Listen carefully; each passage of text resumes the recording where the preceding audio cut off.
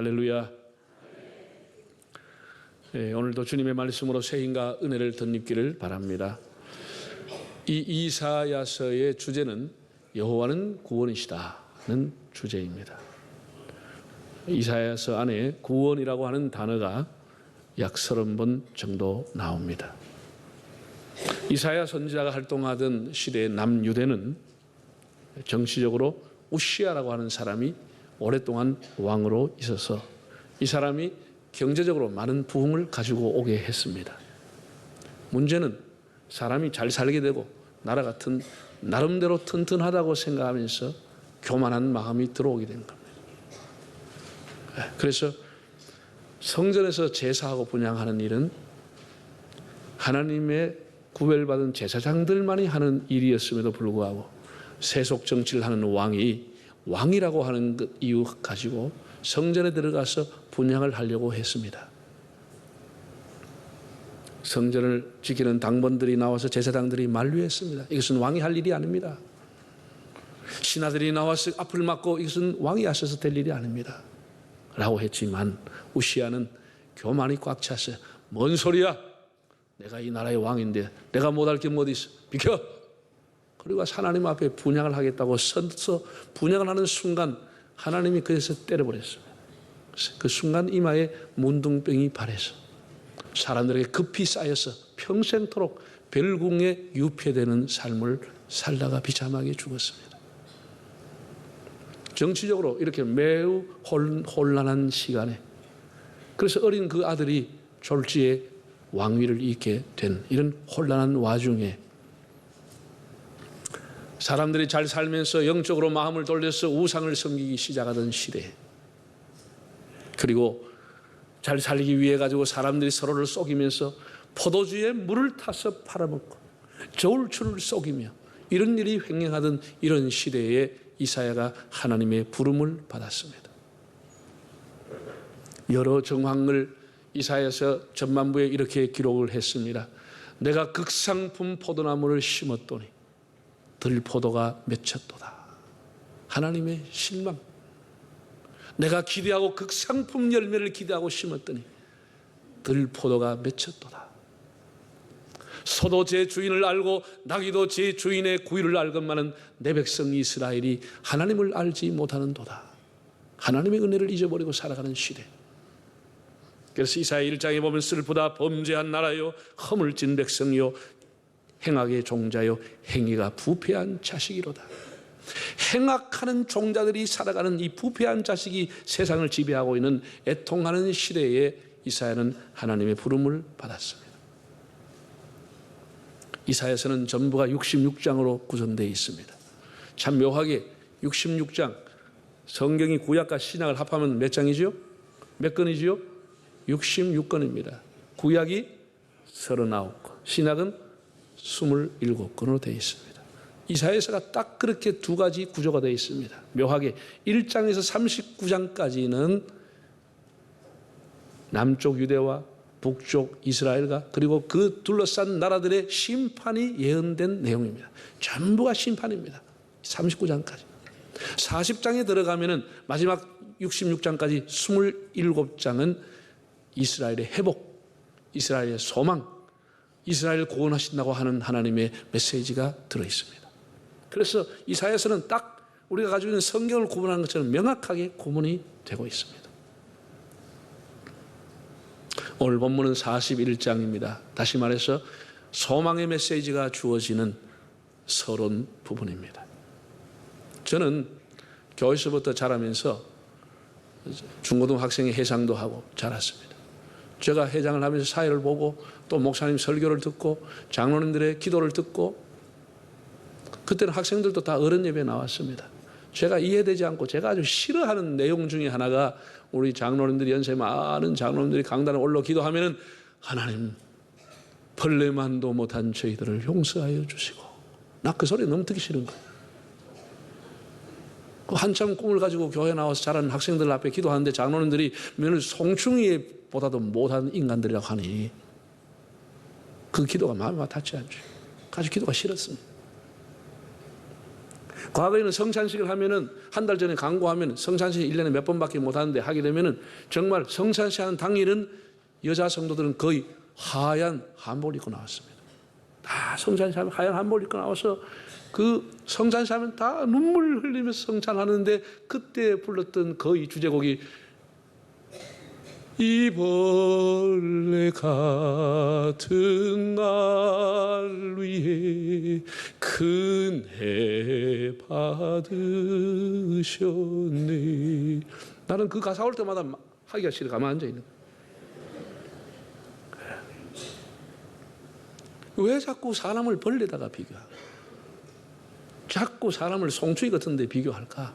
나는 그 찬송가 이해가 안 됐고 그 설교도 이해를 할 수 없었고 또 왜 벌레 같은 인간이라고 설교해 주는 사람도 없었고 그런 기도가 이해가 안 됐습니다. 여러분들은 이해가 잘 되시는지 모르겠습니다. 오늘 이제 그 내용을 한번 왜 벌레인지를 생각을 해보자는 겁니다. 자, 먼저 14절을 한번 읽어보실까요? 버러지 같은 너 야곱아, 너 이스라엘 사람들아 두려워하지 말라. 나 여호와가 말하노니 내가 너를 도울 것이라. 네 구속자는 이스라엘의 거룩한 이이니라. 버러지 같은 너 야곱아. 저와 같은 생각을 가지고 있는 청년들이나 혹시 교인들이 있다고 하면 오늘 이 말씀을 여러분들이 한번 생각해 보십시오. 버러지, 벌레라고 하는 것은 히브리의 원어를 찾아보면 톨라라는 단어로 되어 있습니다. 톨라라고 하는 단어가 여러 가지로 번역이 됐는데 뭐라고 됐느냐? 벌레, 버러지라는 벌레 혹은 구더기, 그런가 하면 지렁이 이런 식으로 다 번역이 되어 있습니다. 어떤 데는 보면은 지렁이, 어떤 성경은 신명기는 벌레, 또 다른 곳에 보면은 구더기 이렇게 표현이 해석이 되는데 단어는 찾아보면 톨라라는 단어로 통용되고 있습니다. 다시 말해서 톨라는 구더기, 벌레, 지렁이 같은 단어입니다. 여러분 지렁이 징그럽잖아요. 내가 사전을 찾아봤더니 징그럽다고 하는 단어에서 유래가 됐다고 합니다. 지렁이요. 이런 것을 다 톨라라고 이렇게 불렀습니다. 그러니까 벌레 같은 야곱아라고 하는 이 말은 지렁이 같은 야곱아. 지난번 개역 성경에는 지렁이 같은 너 야곱아 이렇게 되어 있습니다. 지렁이라고 구더기 같은 너 야곱아, 버러지 같은 너 야곱아. 상당히 이렇게 부르면 사람이 기분이 안 좋겠죠. 여러분 부를 때 지렁이 같은 놈아. 그럼 여러분 기분이 어떻겠습니까? 이 구더기 같은 인간아, 이 버러지만도 못하는 인간아. 그럼 여러분 기분이 어떻겠어요? 하나님 그렇게 불렀다라는 거예요. 여러분 이것이 우리의 자아상이고 우리의 현 주소라고 하는 점입니다.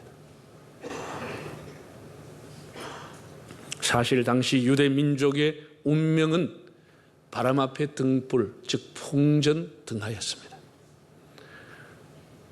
나라 안에는 정치적으로 왕이 바뀌고 왕이 문둥병이 걸려들어가고 사회적으로 또 영적으로 제가 좀 전에 말씀드린 것처럼 그런 혼란한 시대에 그 바로 이웃인 신흥국인 아수르와 바벨론이 흥기하고 있던 때였습니다.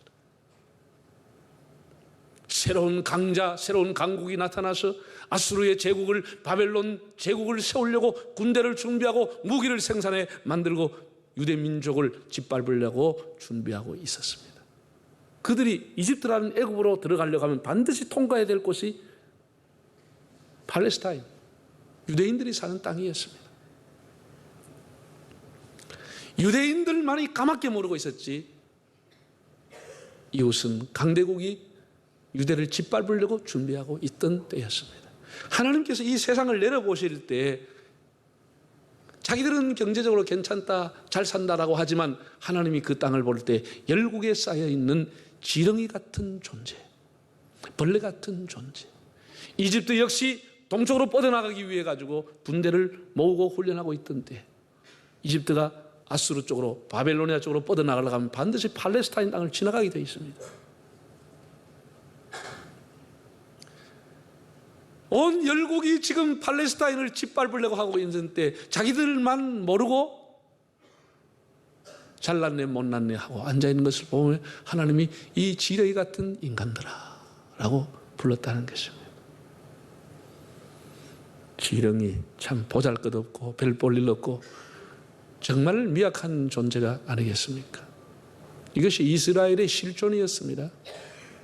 국력은 초라하고 국격은 무방비 상태였고, 그런데도 사람들은 현실에 안주하면서 서로가 속이며 쏘고 살아가면서 남을 짓밟고 살아가는 그런, 나라가 끝나는 줄, 역사가 끝나는 줄 모르고 살았습니다. 왕국이 끝나는 줄 몰랐습니다. 원래 하나님께서 우리 사람을 하나님의 형상을 따라 정말 위대한 존재로 만들어 주셨습니다. 다윗은 시편 8편에 이렇게 말했습니다. 사람이 무엇이 한데 하나님이 우리를 생각하시고, 사람이 무엇이 한데 주께서 존귀와 영화로 간을 씌워 주셨습니까? 하나님 앞에 감탄하면서 하나님이 사람에게만 존귀와 영화로 간을 씌워줬다고 하나님을 찬송했습니다. 그러나 범죄한 후에, 하나님을 떠난 후에 인간은 아주 초라한 존재, 하찮은 죄인으로 몰락하고 말았습니다. 어쩌면 벌레보다 못한 추하고 못난 인생으로 완전히 전락한 것이 인간입니다. 극과 극으로 추락했습니다. 하나님이 계시는 영광의 나라를 피하고 빛이신 하나님을 피하고 늘 나무 그늘, 습기 진 곳, 어두운 곳을 찾아다니는 어두움의 자식이 되고만, 지렁이 같은 존재가 되고만 것이 사람이 범죄한 이후의 모습입니다. 무능하고 약한 존재. 여러분, 옛 속담에 지뢰돌 밟으면 뭐 한다 그러죠? 꿈틀거린다 그랬어요. 지뢰가 꿈틀거리는 거 외에는 할 게 아무것도 없습니다. 지렁이가 공격을 당했을 때, 빨힘을 받았을 때 저항할 수 있는 것, 그 이상도 그 이하도 아니고 꿈틀거리는 것 외에 아무것도 못하는 거예요. 이 무기력 자체, 무능 자체, 꿈틀거리는 것 외에는 방어할 수 있는 무기도, 공격할 수 있는 무기도 없는 것이 지렁이의 모습입니다. 여러분, 유대 왕국이 패망할 때 어떤 일이 일어났습니까?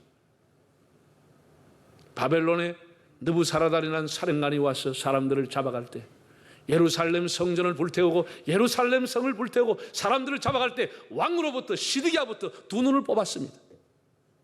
모든 귀족들을 굴비처럼 다 엮어서 끌고 갔지만 아무도 저항하지 못하고 꿈틀거리고 끌려만 갔습니다. 아무것도 못했습니다. 군대가 있었지만 아무것도 못했습니다. 왕을 호위하는 친위가 있었지만 아무것도 못했습니다. 자기들 눈앞에 왕이 두 눈이 뽑혀가는 것을 보고 꿈틀거릴 뿐 아무 맥도 힘도 없었습니다. 그게 유대민족이었어요. 정말 그들은 지렁이 같은 존재였습니다. 자기들만 모르고 있었습니다. 자기들만 잘 산다, 괜찮다 생각하고 있었습니다. 이것은 당시 유대민족에게만 해당하는 말씀이 아니고 오늘 대한민국의 자상이고 우리의 현주소가 이와 비슷합니다. 우리나라가 선진국 문턱까지 선장하고 세계 OECD 국가 36개 나라 중에 한 회원 국가가 되었습니다만, 우리는 교통사고 사망률 1위, 자살률 세계 1위, 부동의 1위라고 하는 자리를 10년 이상 유지하고 있습니다. 내면적으로는 경제가 성장하고 이렇게 우리나라가 학력이 높고 이렇게 세상의 어떤 기술을, 자본을 가지고 정부와 시대를 이끌어가는 것처럼 보이지만 내면적으로 우리 사회는 무너지고 있습니다. 소리 없이 무너지고 있습니다. 수많은 가정이 파탄당하고 있습니다. 가정의 폭력이 이어지고 알코올 중독, 도박 중독이 이어지고 있고 수많은 사람이 자살하고 1년에 15,000명 정도가 자살하고 있습니다. 왕따를 당해서 학생들이 성적 때문에, 노인들도 외로움 때문에 사기를 당해서 절망해서 분노해서 스트레스를 참지 못해서 억울해서 이런 여러 등등의 이유로 수많은 사람이 정말 인생의 나락에 떨어지고 있습니다. 이 경쟁사회에서 패배의식, 열등의식, 상대적인 빈곤, 상대적인 박탈, 사람들의 마음이 다 분노해서 남을 공격하는 것으로 거칠어지는 세상을 살아가고 있는 것입니다. 이미 북쪽에서는 끓는 가마가 남쪽으로 기울어져 있습니다. 북한은 여러 차례 핵실험을 거의 성공했습니다. 남쪽으로 기울어져 있습니다. 미국을 향해 있지 않습니다. 감히 북한이 아무리 간이 부어도 미국 보고 싸우지 않습니다. 다 만든 것은 남쪽을 향해서 하고 있는 겁니다. 여러분, 여상하게 보기 근래에 와서 미국의 새로운 정부가 들어와서 얼마 전에도 지난주에 미국의 국무장관이 한국을 왔다 갔습니다. 일본하고. 미국의 트럼프 대통령 이번에 국무장관 그들 한 얘기가 뭐죠? 이제는 북한에 대해서 인내할 시간은 끝났다는 겁니다. 더 이상 인내하지 않겠다는 겁니다. 너희들 지금까지 우리 미국 정부를 가지고 장난치고 놀았는데 더 이상 장난 못 친다. 그 얘기가 뭡니까? 이제는 포탄을 눌려버리겠다는 겁니다. 핵무기 포탄 눌려버리고 끝내버리겠다는 겁니다. 이게 굉장히 위험한 거 아닙니까? 그들의 싸움에 우리가 죽어나는 겁니다. 120년 전에 한반도에 열강리 삼키려고 왔습니다. 그들의 싸움에 우리나라 주권을 다 뺏기고 우리나라 노예가 되고 말았습니다. 알거지가 됐습니다. 중국이 엄청나게 우리에게 경제적인 압력을 가하고 면세점마다 그냥 폐가처럼 텅텅 비었게 만들지만 누구 한 사람과 중국과 얘기 뭐 한 거 왜? 중국이 우리를 밟으면 우리는 꿈틀거릴 뿐 한 거 못하는 겁니다. 말 한마디 못하는 겁니다. 미국이 FTA를 폐기하고 새롭게 정책을 하겠다고 경제적인 압박을 가지면 미국 가서 말 한마디 뭐 하는 거다. 왜? 우리는 그냥 꿈틀거리고 앉아있는 겁니다. 짓밟으면 짓밟은 채로 죽을 수밖에 없는 게 우리의 환경입니다. 우리나라가 대단한 것처럼 보이지만 그렇지 않습니다. 여러분 세계 열국을 들여다보면 대한민국이라는 이 좁은 반토막은 하나님 보시기에는 지렁이에 불과한 것입니다. 그저 밟으면 한 번 꿈틀하고 그냥 죽는 겁니다. 찍소리하고 하면 죽는 겁니다. 너무 가슴 아픈 일입니다. 그런데 하나님께서 이런 벌레와 같은 민족에게 뭐라고 말씀을 했습니까? 자, 15절 16절에 이렇게 말씀을 했습니다. 읽어볼까요? 보라, 내가 너를 이가 날카로운 새 타작기로 삼으리니 네가 산들을 쳐서 부스러기를 만들 것이며 작은 산들을 겨같이 만들 것이라. 네가 그들을 까부른즉 바람이 그들을 날리겠고 해오리 바람이 그들을 흩어버릴 것이로되 너는 여호와로 말미암아 즐거워하겠고 이사의 거룩한 이로 말미암아 자랑하리라. 하나님께서 그 보잘것없는 정말 미물의 짐승보다도 더 모한 하잘것없는 지렁이 같은 야곱에게 주시는 소망의 메시지가 뭐냐? 내가 너를 도울 것이고 너로 하여금 새로운 타작 기계로 만들 것이고 그래서 온 태산들을 부숴버리는 타작 기계로 만들 것이라고 말씀을 했습니다. 하나님께서 도와주시고 새로운 도구, 새로운 피조물로 사용하시겠다고 말씀을 한 것입니다. 우리 유명한 고린도후서 5장 17절을 한번 읽어보실까요? 그런즉 누구든지 그리스도 안에 있으면 새로운 피조물이라. 이전 것은 지나갔으니 보라 새 것이 되었도다. 그리스도 안에 있으면 새로운 피조물이라. 새로운 도구, 새로운 신분, 새로운 용도의 변화, 새로운 존재 변화가 일어난다고 말씀을 했습니다. 예, 여러분 야곱이라고 하는 사람을 한번 보세요. 예, 야곱은 정말 비윤리적인 사람의 대표적인 사람입니다. 인정도 없는 사람입니다.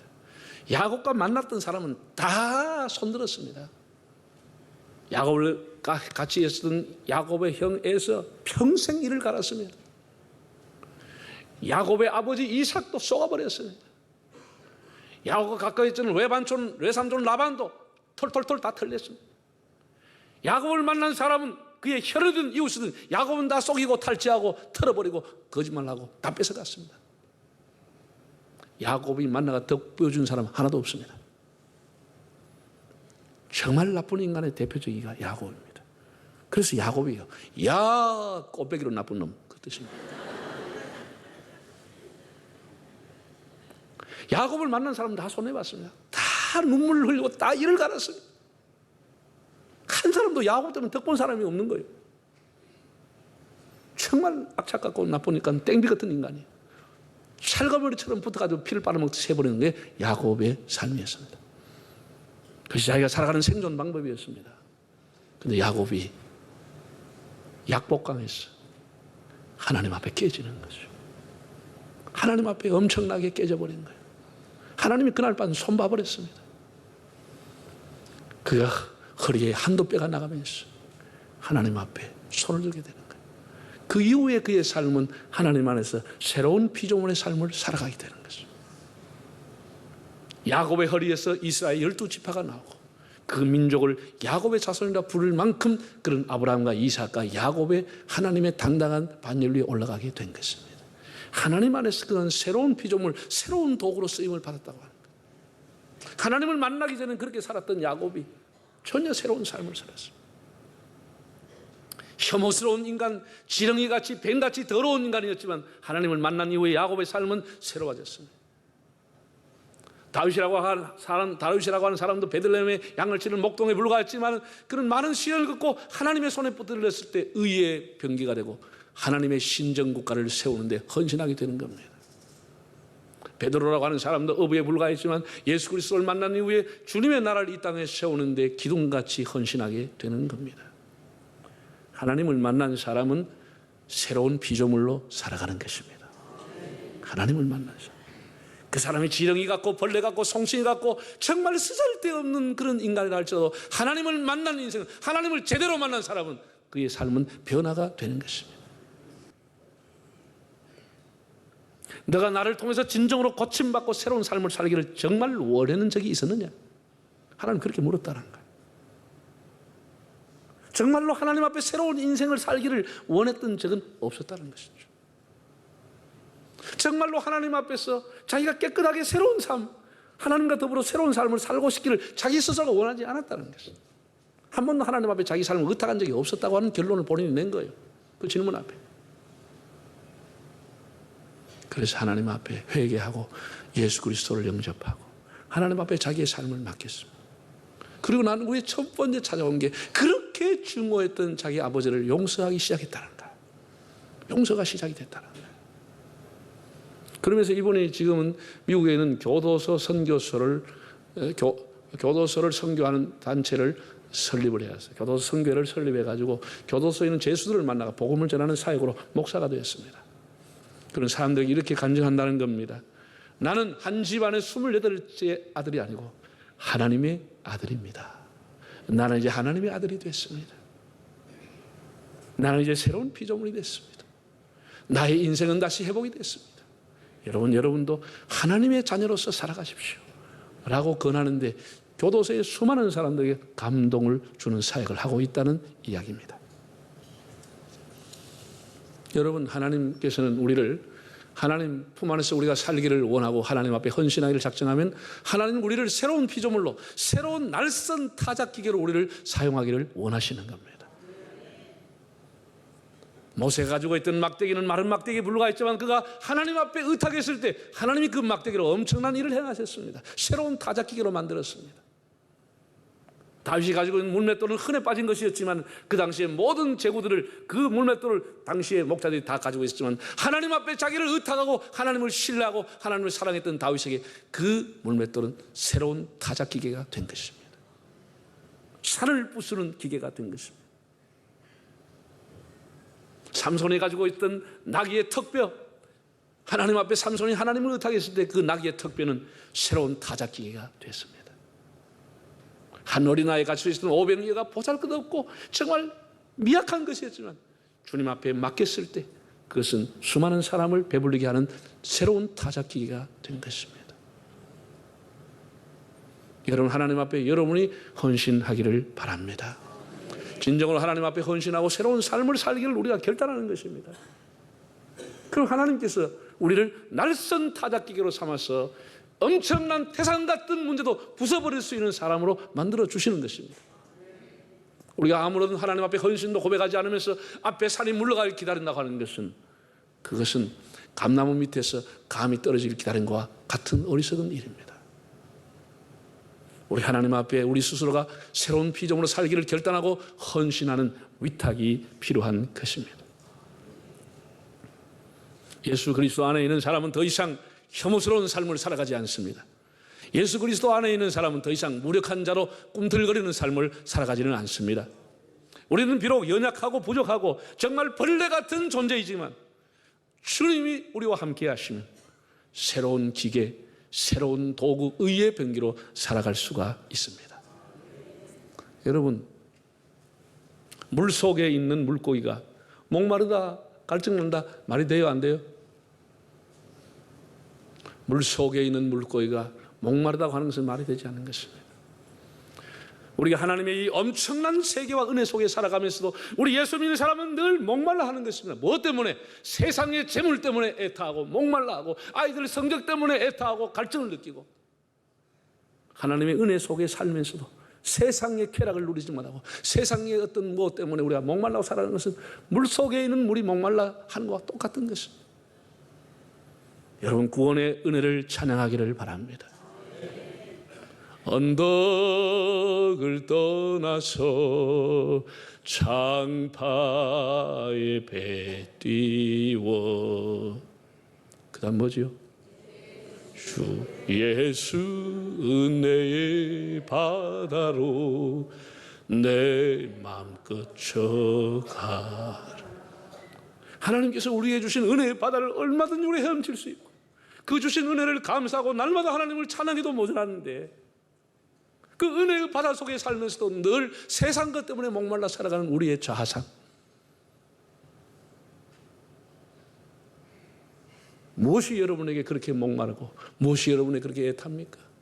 영원히 구원받지 못한 걸 가지고 그렇게 애타본 적이 있습니까? 이 민족이 하나님 앞에 돌아오지 못한 것을 보고 목말란 적이 있습니까?